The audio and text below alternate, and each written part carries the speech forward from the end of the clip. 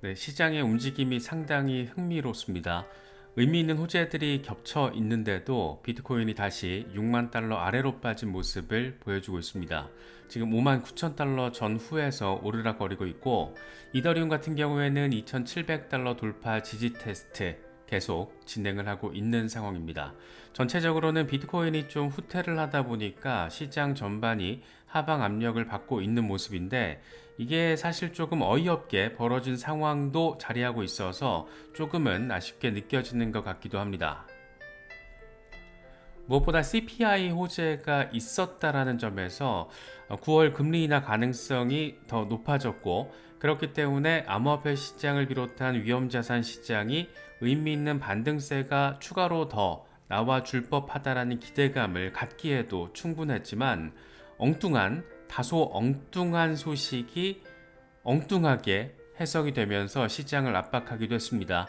여기서 엉뚱하다라는 것은 미국 정부가 이 코인베이스 프로에다가 비트코인 10,000개를 이체를 했는데, 이게 또 정부의 매도 의사 아니겠냐라는 점으로 잘못 해석이 되면서 시장의 하방 압력으로 작용을 했습니다. 공포 탐욕 지수는 하루 전보다 1포인트 빠진 29를 기록하면서 공포 단계가 이어지고 있습니다. 비트코인 도미넌스는 조금 빠지긴 했는데, 그래도 여전히 56%대 후반에 자리하면서 상당히 높은 수준의 시장 지배력을 확인해주고 있습니다. 무엇보다 반가운 것은 미국의 CPI 상황입니다. 전년 대비 2.9% 상승했는데, 시장의 예상치 3%보다 낮게 나와주면서 의미 있는 인플레이션 완화 상황을 확인했습니다. 특히 2021년 3월 이후 처음으로 2%대에 진입했다는 것이 의미 부여가 가능한 지점이고, 코어 CPI 같은 경우에도 3.2%, 이 4개월 연속 하락 추세를 확인을 해줬습니다. 역시 2021년 4월 이후 최저치입니다. 2022년 7월만 하더라도 진짜 이게 와 했었죠. 9%대를 찍으면서 어마어마한 그런 상황을 우리가 경험을 했는데, 어쨌든 지금 전반적으로는 인플레이션 상황이 완화되고 있다라는 점이 잇따라서 보여지고 있기 때문에 9월 금리 인하는 사실상 100% 수준으로 보는 게 맞지 않나, 그렇게도 생각해 볼 수 있는 그런 상황입니다. 린제이 로스너 골드만삭스의 투자 책임자가 이런 얘기를 합니다. 7월 CPI가 발표가 되면서 9월에 0.25%포인트 금리 인하의 길이 열렸다. 하지만 앞으로 더 많은 데이터가 발표될 예정인 만큼 0.5%포인트 인하 가능성도 배제할 수 없다라고 멘트를 날려줬습니다. 오늘 아침 상황을 보면 CME 페드워치 금리 선물 시장 0.25%포인트 인하 가능성이 64%, 0.5%포인트 빅스텝 인하 가능성이 36%로 점쳐지고 있는 상황입니다. 어쨌든 금리 인하는 100% 가능성으로 시장에서는 기대를 하고 있고, 0.25냐 0.5냐 그 정도로 지금 의견 전망이 엇갈리고 있는 모습을 확인할 수가 있습니다. 만약에 0.5%포인트 금리 인하가 실제로 한 방에 이루어진다면 암호화폐 시장과 증시 상황은 상당히 의미 있는 변곡점을 만들어낼 수 있다. 이런 기대감을 생각해 볼 수 있을 것 같습니다. 참 얼척없죠. 이 미국 정부가 비트코인 10,000개를 코인베이스 프로에다가 이체를 했는데, 요때 요 소식이 전해지면서 비트코인이 또 급락세를 보이기도 했습니다. 무엇보다 독일 정부에 이은 매도 목적의 이체 아니냐 하는 막연한 우려가 시장을 강타를 했던 건데, 사실 이게 처음 있는 것도 아니고 얼마 전에도 비슷한 상황이 있었고, 그때도 매도 의사가 아니고 보관, 커스터디 목적이었다 이렇게 얘기가 나왔었는데, 요번에 또 이렇게 이체 상황 10,000개씩이나 옮겨지다 보니까 혹시 설마 이게 매도를 위한 것이라면 어떻게 될까? 라는 우려점으로 번지면서 비트코인 현물 가격을 압박하는 그런 재료로서 역할을 해버렸습니다. 샘슨 모어 같은 경우에는 대표적인 맥시멀리스트죠. 비트코인을 미국 정부가 10,000개를 매도한 건 아니다. 몇 주 전처럼 커스터디를 위해서 옮긴 것이다. 미국 연방보안청, 우리가 여러 번 짚어봤지만 암호화폐 커스터디 기관으로 코인베이스 프로를 선택을 했고 지금 이게 처음도 아니고 두세 번에 걸쳐서 확인되고 있는 상황. 그런데 시장이 너무 과도하게 쫀 게 아니겠느냐, 그렇게도 바라볼 수 있는 상황입니다. 특히 만 개씩 이동을 하다 보니까 이게 조금 혹시라도 싶은 마음에 그럴 수는 있지만 시장이 이렇게 좀 굉장히 의미 있는 호재가 더해진 상황에서 이 정도 소식에 가격 하방 압력을 받는다라는 것은 다소 조금 많이 아쉽게 느껴지는 건 또 어쩔 수 없는 것 같습니다. 이거는 비트코인 일간 차트에 대한 알리의 분석입니다. 더 짧은 기간 안에 비트코인은 강세 페넌트를 형성할 수 있다. 이거는 64,000달러까지 급등할 수 있다는 것을 암시한다. 머지않아서 이 정도까지는 갈 거다라는 얘기를 하는 거고, 64,000달러라는 게 상당히 중요한 구간이잖아요. 1차 박스권과 2차 박스권으로 나눠봤을 때 이제 2차 박스권으로 넘어서는 그 분기점이기 때문에 이게 머지않아서 될 것 같은데, 이런 얘기는 상당히 좀 반갑게 느껴지는 것 같기도 합니다. 크립토 타이탄, 이건 월간 차트입니다. 비트코인과 S&P 500 랠리가 다가오고 있는 걸까라고 질문을 던지면서 이 공포지수 빅스가 급등을 하면 위험자산 시장의 강세 신호가 되는 경우가 많았다. 시장의 상승이 곧 시작될 수 있다. 빅스가 급등했다라는 것은 그만큼 시장 심리가 쫄아있다라는 것이기 때문에 이때가 저가 매수 타이밍이다. 그럴 수 있다. 그래 왔었다 라는 점을 이야기하고 있는 겁니다. 이 마일스 도이처 같은 경우에는 비트코인의 지금 흐름이 작년 8월에서 10월과 비슷한 느낌이다. 이 개인 투자자들의 관심이 빠르게 저하되고 있고 기존 시장 참여자들의 무관심도 확인되고 있고 또 명확한 내러티브도 부족한 상황이다. 작년 8월에서 10월 정도가 되게 애매모호한 시기였잖아요. 이때입니다. 이때. 이렇게 빠져가는 애매모호한 시기. 그런데 그 이후부터 엄청난 폭등이 나와줬다라는 거. 작년 4분기, 올해 1분기 참 재밌었는데 그때랑 지금 상당히 패턴이 비슷합니다. 작년의 흐름, 지금 올해의 흐름 어떻게 될까? 10만 달러를 향한 랠리를 4분기에는 보여주는 거 아닌가? 다시 말해서 10월 이후 랠리 가능성을 지금 이야기를 하고 있는 겁니다. 이것도 재밌죠? 젤레가 늘상 좀 시장 상황이 어려울 때마다 공유를 하는 건데, 매수 구간이 있고 아무것도 안 하는 홀딩 구간이 있고 이 차익을 실현하는 매도 구간이 있는데, 지금은 do nothing, 아무것도 안 하는 구간이야. 적어도 7만 달러 위에서 그때 7만 3천 달러 전고 돌파했을 때 새로운 고점을 만들어냈을 때 이때 조금 팔았다고 이 양반은 공유를 했었거든요. 전략대로 움직인다라는 겁니다. 그래서 누군가에게는 셀링 포인트, 그러니까 분할 매도의 시작 구간이 7만 달러일 수 있고 누군가는 그게 8만 달러나 10만 달러일 수 있겠지만, 중요한 거는 그런 기준점은 개인마다 투자 스탠스가 다 다르기 때문에 기준점은 다를 수는 있지만 중요한 건 전략적으로 대응을 해야 한다. 미리미리 사전에 플랜을 세워놓고 스틱 투 더 플랜을 해야 된다 라는 점이 상당히 중요한 부분이 아닐까 싶습니다. 그래서 더 오를 거야 하다가 매도 못하고 수익화 못하고 있다가 때려 맞은 게 요때죠. 요때 이제 때려 맞고 물리신 분들 되게 많았잖아요. 그래서 한 번 당했는데 또 당할 수는 없다라는 마음으로 사전에 매도 구간 미리미리 다 세팅해 놓고 이때는 미련 없이 행동으로 옮긴다라는 마음가짐이 상당히 중요할 것 같습니다. 우리 같은 개미 투자자들은 더 오를 거야 라는 기대감을 가질 수만 있을 뿐이지 어디가 고점인지는 알 수는 없습니다. 그때의 고점은 지나보니까 요때가 고점이었네. 기억하실 거예요. 2021년 11월 상황에서 모두가 외쳤었죠. 모두가 그런 얘기를 했었어요. 한 달 안에 10만 달러 돌파한다. 그런데 한 달이 아니고 이미 시간이 꽤 흘러버려서 지금은 2024년 과연 연내 10만 달러를 바라볼 수 있을 것인가? 이게 지금 현실적인 상황이 된 거잖아요. 그렇기 때문에 중요한 거는 미리미리 전략적인 계획을 짜놔야 한다. 이런 점들 다시 한번 상기를 해보기에는 좋은 그런 타이밍인 것 같습니다. 진짜 재밌는 건 이런 것 같아요. 미국의 대형 투자은행들이 비트코인 현물 ETF에 투자를 하고 있었다라는 점이 잇따라서 지금 확인이 되고 있습니다. 하루 전에는 골드만삭스가 2분기에 4억 1,800만 달러 규모의 비트코인 현물 ETF를 보유하고 있었다라는 점이 확인이 됐었는데, 이번에는 모건 스탠리가 1억 8,700만 달러 규모의 비트코인 현물 ETF를 보유하고 있다라는 게 확인이 됐습니다.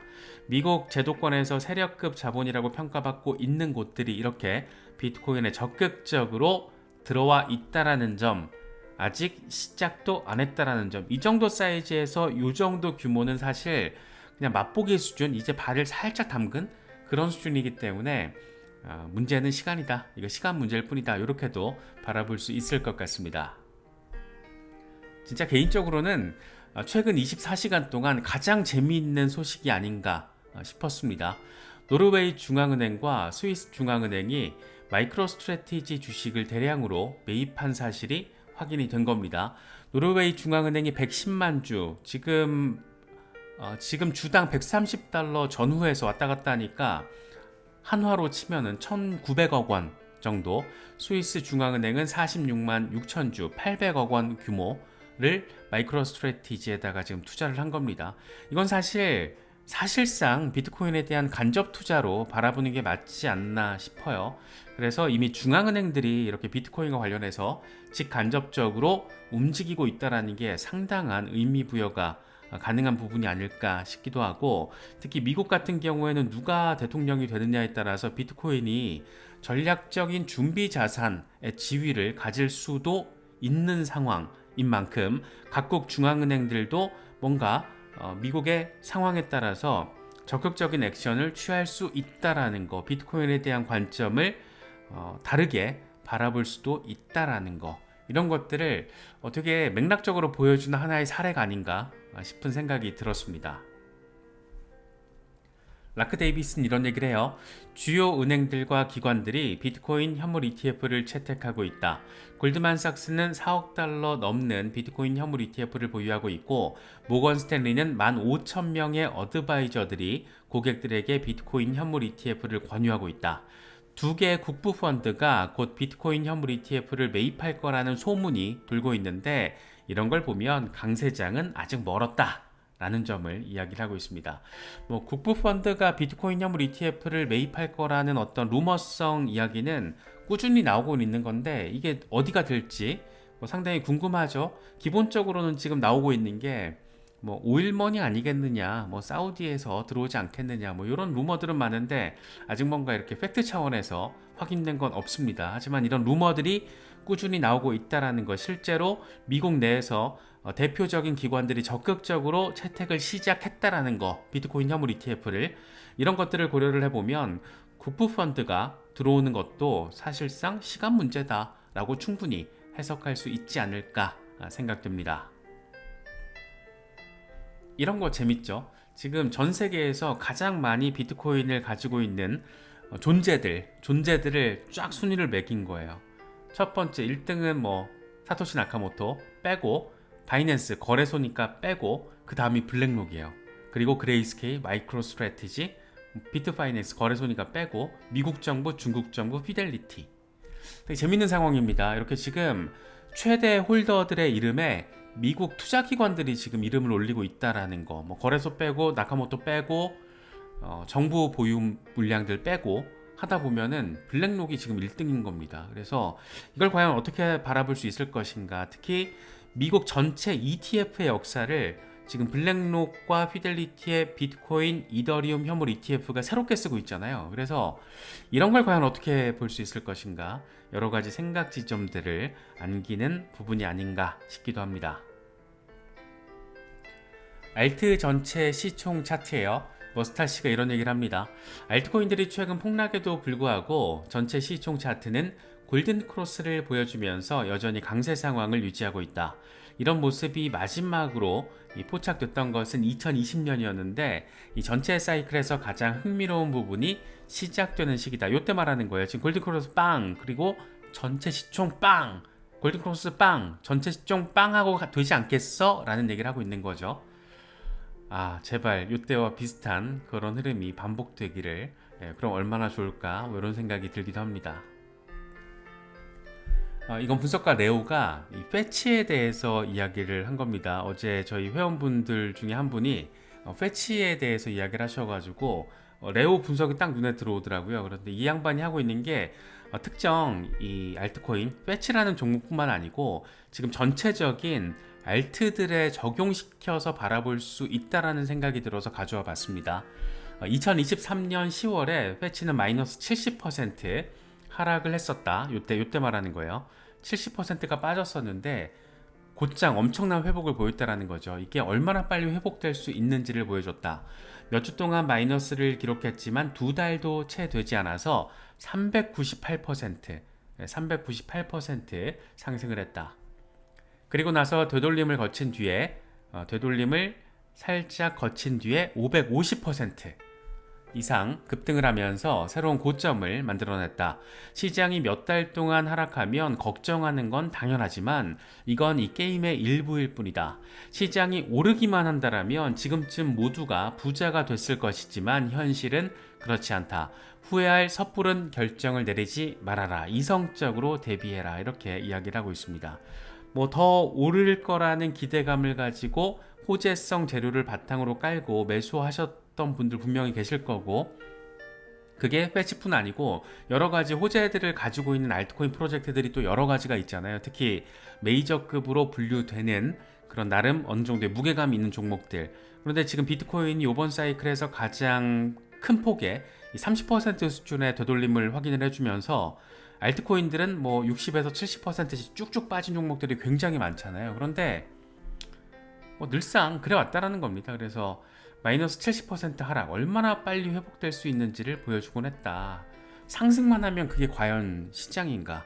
상승만 하는 시장은 없잖아요. 그리고 그런 시장이 있으면 우리 다 지금쯤 은퇴했겠죠. 그런데 현실은 그렇지 않습니다. 그래서 지금의 구간을 그냥 지금 조금 힘듦의 어떤 마음의 감정이 느껴지신다라면 작년 4분기와 올해 1분기를 생각해 보시면 될 것 같아요. 엄청 폭등했잖아요. 그때 되게 많이 자산을 스케일링 업 하신 분들도 많이 계실 거고, 어느 정도 수익 수준이 아니고 그랬기 때문에 지금 정도의 조정이 사실 예상보다는 조금 더 길어지는 거는 짜증나는 부분도 있지만, 뭐 조정은 또 깊을수록 반등도 크다라는 말도 있고, 그래서 패치라는 특정 종목에 대해서 이야기는 하고 있지만 사실 이거는 패치뿐만 아니고 정상적인 알트 프로젝트들 대부분에 대입이 가능한 지점이 아닐까 싶습니다. 말도 안 되는 듣보잡들 말고, 그런 듣보잡들은 어차피 저희 채널에서는 다루지 않으니까, 그런 자코인들 말고 어느 정도 각 프로젝트의 카테고리별로 봤을 때, 예를 들면 패치 같은 경우에는 AI 테마에 있어서는 대장급이잖아요. 그래서 또 이 병합 이슈도 있고, 그래서 그런 부분들과 관련된 대표 종목들 같은 경우에는 지금 큰 폭의 하락세를 보였지만 비트코인이 30% 조정받았는데 라는 점을 생각을 해보시면은 지금의 상황을 정서적으로 감당하기에 충분히 의미 있지 않을까. 지금은 전략적으로 오히려 대응하기에 좋은 시기가 아닌가. 개인적으로 그렇게 바라보고 있습니다. 그래서 저도 상황 보고 모아가는 종목들은 계속 모아가고 있는데 마음이야 좀 답답하죠. 빨리빨리 수익을 내고 싶은 게 개미들의 기본적인 마음 자세니까. 하지만 레오의 말처럼 오르기만 한다라면 다 부자가 됐을 것이다. 하지만 현실은 그렇지 않다. 이런 점들 좀 냉정하게 멘탈 케어도 잘 하셨으면 하는 마음에 가져와 봤습니다. 이런 내용들은 조금 고민 여러 번 해보셔도 좋을 것 같습니다. 프랭크 스파이저는 이런 얘기 했었죠. 비트코인 현물 ETF에 신규 투자자가 유입되고 있다. 비트코인을 또 국가 전략 자산으로 축적하겠다라는 트럼프의 발언 등은 여러 국가들이 비트코인에 대해서 더 유연한 생각을 할 수 있게 도왔다. 연말에 10만 달러 도달 가능성이 있다. 이더리움의 경우에도 현물 ETF에 따른 이더 공급 제한이 가격을 끌어올릴 것이고 연말에 4,000달러 도달 가능하다. 이더리움이 연말에 4,000달러를 찍는다라는 것은 사실상 이제 알트 시즌이 한번 올 거라는 거라서, 물론 알트 시즌의 시작점이 9월이 될지 10월이 될지 11월이 될지 그 정확한 시점을 우리는 알 수는 없겠지만 전반적으로 상황 돌아가는 걸 보면 지금 긍정적이라는 거죠.